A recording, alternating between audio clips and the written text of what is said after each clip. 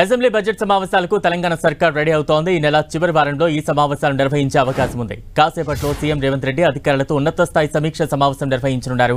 Budget ప్రతిపాదనలపై అధికారులతో CM Revanth చర్చించనున్నారు. ఆదాయ వనరుల సమీకరణపై కసరత్తు చేయనున్నారు. వాణిజ్య పన్నులు, ఎక్సైజ్, రవాణా, రిజిస్ట్రేషన్ శాఖ అధికారులతో సీఎం రేవంత్ రెడ్డి వరుసగా సమావేశాలు నిర్వహిస్తున్నారు. బడ్జెట్ ప్రతిపాదనలతో పాటు ఆదాయ పెంపునకు మార్గాలను తెలుసుకుంటున్నారు. భూముల రిజిస్ట్రేషన్ విలువ పెంపుపైన చర్చించనున్నారు సీఎం రేవంత్.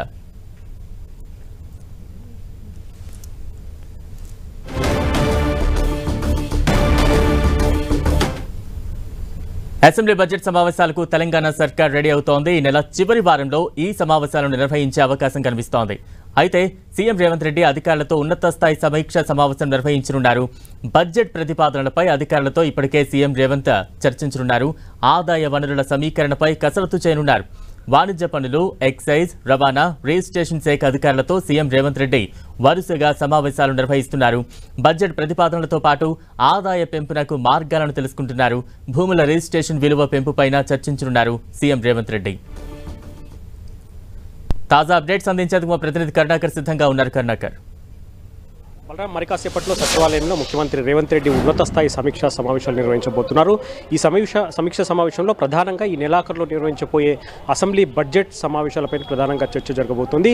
బడ్జెట్ కూర్పు ఏ విధంగా ఉండాలి, ఏ శాఖలకు ఎంత మేర బడ్జెట్లు కేటాయించాలన్న దానిపైన ప్రధానంగా ముఖ్యమంత్రి రివ్యూ నిర్వహించబోతున్నారు. ప్రధానంగా ప్రభుత్వ ఆదాయాన్ని ఏ విధంగా పెంచుకోవాలి, ఆదాయం పెంపు మార్గాలు ఏ విధంగా అన్వేషించాలన్న దానిపై కూడా ముఖ్యమంత్రి చాలా రోజులుగా కసరత్తు చేస్తున్నారు. అందులో భాగంగా ఈరోజు స్టాంప్స్ అండ్ రిజిస్ట్రేషన్ కావచ్చు, రవాణా, ఎక్సైజ్, వాణిజ్య పన్నుల శాఖల ముఖ్య కార్యదర్శితో ముఖ్యమంత్రి రేవంత్ రెడ్డి విడివిడిగా సమావేశం కాబోతున్నారు. రాబోయే రోజుల్లో ఆదాయ వనరులు ఏ విధంగా పెంచుకోవాలో, ఆయా శాఖల ద్వారా ఆదాయాన్ని పెంచుకునే మార్గాలు ఏంటన్న దానిపై ఆయా శాఖల కార్యదర్శులతో ప్రత్యేకంగా చర్చించబోతున్నారు. ఎందుకంటే వచ్చే నెల రైతు రుణమాఫీ 2 లక్షల మేర రైతు రుణమాఫీ చేయాలి. 31,000 కోట్ల రూపాయలు కావాల్సి వస్తుంది. దాంతోపాటు రైతు భరోసా చెల్లించే సమయం కూడా ఆసన్నం అవుతుంది. దాంతోపాటు అసెంబ్లీ బడ్జెట్ సమావేశాల్లో శాఖల వారీగా బడ్జెట్ కేటాయింపులు, ఇటువంటి అంశాలన్నింటిపైన ముఖ్యమంత్రి దృష్టి సారించారు. ఈరోజు వరుస సమావేశాల నేపథ్యంలో కొంత ప్రాధాన్యత సంతరించుకుంది. దాంతోపాటు రాష్ట్రంలో భూముల మార్కెట్ విలువను, రిజిస్ట్రేషన్ విలువలను పెంచాలని చెప్పి ప్రభుత్వం ఇప్పటికే నిర్ణయం తీసుకుంది. ఏ ప్రాంతాల్లో, ఏ జిల్లాల్లో ఎంత మేర భూముల మార్కెట్ విలువలు పెంచాలన్న దానిపై కూడా ఇప్పటికే అధికారులు కసరత్తు చేశారు. దానిపై కూడా ముఖ్యమంత్రి ఈరోజు అధికారులతో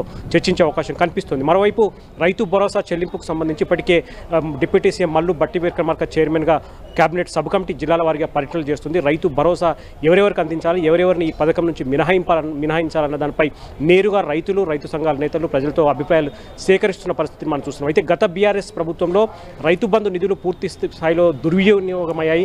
ఎవరైతే అర్హత లేదో, ఎవరికైతే అవసరం లేదో వాళ్ళందరికీ కూడా రైతు బంధు చెల్లించారు. ప్రధానంగా వ్యవసాయేతర భూములు కావచ్చు, వాణిజ్య అవసరాలకు ఉపయోగించే భూములు కావచ్చు, లేకపోతే పెద్ద పెద్ద భూస్వాములకు కావచ్చు, లేకపోతే కార్పొరేట్ కంపెనీల ఆధీనంలో ఉన్న భూములకు కూడా రైతు బంధు చెల్లించారు. దాంతో 1,000 కోట్ల రూపాయలు దుర్వినియోగం అయ్యాయని చెప్పి ప్రభుత్వం భావిస్తుంది. కాబట్టి ఎవరైతే అనర్హులకు, అర్హత లేని వాళ్లకు, అవసరం లేని వాళ్లకు, వ్యవసాయేతర భూములకు రైతు బంధు పెద్ద ఎత్తున కోట్లలో చెల్లించారో వాటన్నిటిని రికవరీ చేసే అవకాశం ఎంత మేరకు ఉందన్న దానిపై కూడా ప్రభుత్వం పరిశీలిస్తోంది. ఈ అంశంపై కూడా ఈరోజు ముఖ్యమంత్రి ఉన్నత స్థాయి అధికారులతో చర్చించే అవకాశం కనిపిస్తుంది. మరి కాసేపట్లో సచివాలయంలో ముఖ్యమంత్రి అధ్యక్షతన ఈ సమావేశం ప్రారంభమయ్యే అవకాశం కనిపిస్తోంది. Balaram. Right, thank you Karunakar.